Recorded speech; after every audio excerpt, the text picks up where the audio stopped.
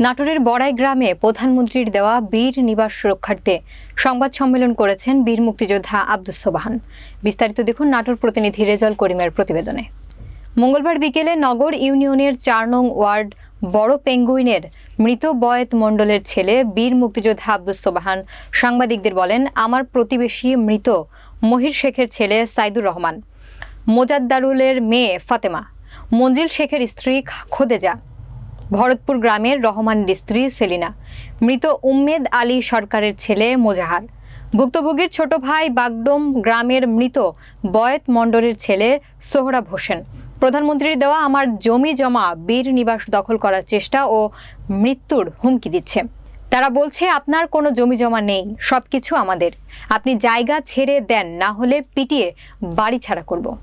সংবাদ সম্মেলনের মাধ্যমে তিনি মাননীয় প্রধানমন্ত্রী শেখ হাসিনা, পুলিশ প্রশাসন এবং সাংবাদিকদের কাছে ঘটনার প্রকৃত তথ্য উদ্ঘাটন, সংবাদ প্রকাশ ও দায়ীদের বিরুদ্ধে আইনি সহযোগিতা চেয়েছেন ভুক্তভোগী ও তার পরিবার।